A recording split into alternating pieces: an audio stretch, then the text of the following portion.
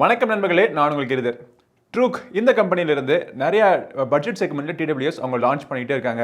இன்றைக்கி அவங்க லான்ச் பண்ணியிருக்கிற இந்த ப்ராடக்ட்னுடைய பேர் பார்த்தீங்கன்னா ட்ரூக் பட்ஸ் A1. இதனுடைய ஸ்பெஷாலிட்டி என்ன அப்படின்னா, இது வந்து ஒரு லோ பட்ஜெட் டிடபிள்யூஎஸ். இதோட விலை பார்த்தீங்கன்னா 1299 அப்படின்னு சொல்லிட்டு இன்ட்ரோடக்டரி ஆஃபரில் இதை லான்ச் பண்ணியிருக்காங்க. இந்த வேலைக்கு இதில் வந்து ANC இருக்குது. ஏஎன்சிலாம் தவிர டிரான்ஸ்பரன்சி மோட்லாம் இருக்குன்னு சொல்லிட்டு அவங்க லான்ச் பண்ணுறாங்க. ஸோ இந்த பதிவில் இந்த ப்ராடக்ட் எப்படி இருக்குது அப்படிங்கிறத பார்ப்போம்.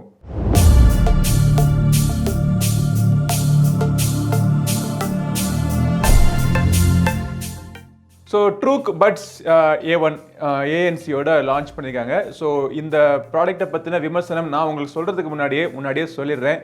உங்களுடைய பட்ஜெட் 2000 ரூபாய் கம்மியான செக்மெண்ட்டில் ஒரு டிடபிள்யூஎஸ் வாங்கணும்னு நினச்சிருந்தீங்க அப்படின்னா உங்கள் காசை சேவ் பண்ணிக்கிங்க, மிச்சம் பண்ணிக்கிங்க, செலவு பண்ணாதீங்க. நல்ல ஒரு வயர்டு இயர்ஃபோன்ஸை வாங்கிட்டு போயிட்டே இருங்க. இல்லை எனக்கு டிடபிள்யூஎஸ் தான் வேணும்னு நினச்சிங்க அப்படின்னா இந்த பதிவை தொடர்ந்து பாருங்கள்.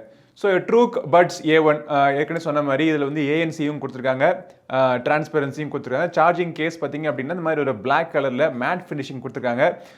பார்க்குறதுக்கு ரொம்ப ஒன்றும் வித்தியாசமாக இல்லை. நார்மல் ஒரு டிடபிள்யூஎஸ் பட்ஸினுடைய கேஸ், சார்ஜிங் கேஸ் எப்படி இருக்கணும் அது மாதிரி தான் இருக்குது.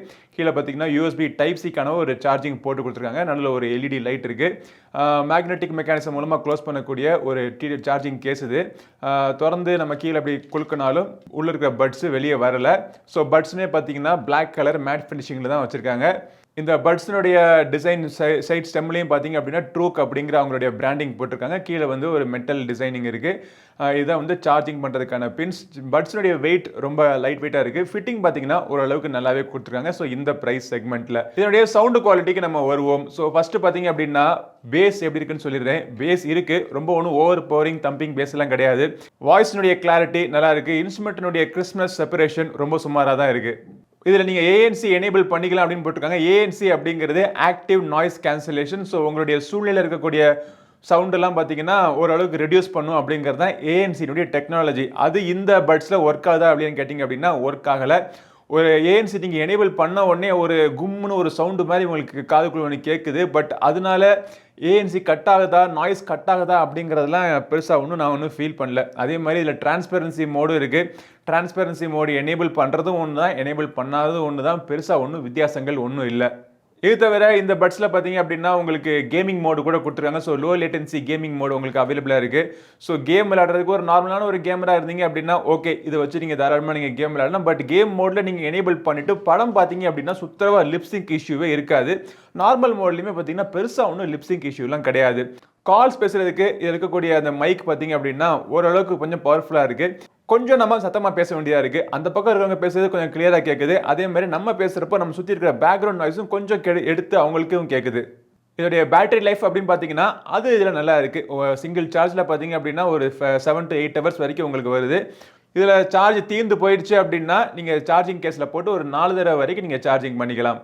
ஸோ இந்த ட்ரூக் பட்ஸ்னுடைய விலை பார்த்தீங்கன்னா 1299. ஸோ இந்த விலைக்கு இந்த பட்ஸ் வாங்கலாமான்னு கேட்டிங்க அப்படின்னா ஏற்கனவே முன்னாடி சொன்னது தான். ஸோ இந்த பட்ஜெட்டில் கண்டிப்பாக நீங்கள் பட்ஸ்லாம் நீங்கள் வாங்காதீங்க.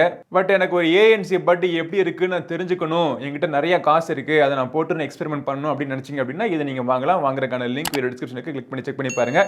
இந்த பதிவு பிடிச்சிட்டா லைக் பண்ணுங்கள். நம்ம சேனலுக்கு இன்னும் சப்ஸ்கிரைப் பண்ணலாம். சப்ஸ்கிரைப் பண்ணிட்டு கூடவே இருக்க பெல் பட்டனை பிரஸ் பண்ணுங்கள். அடுத்த பதிவில் உங்களை மீண்டும் சந்திக்கும் வரை உங்களிடம் விடைபெறுவது உங்கள் நண்பன் கிரிதர். வாழ்க தமிழ், வளர்க பாரதம். நன்றி, வணக்கம்.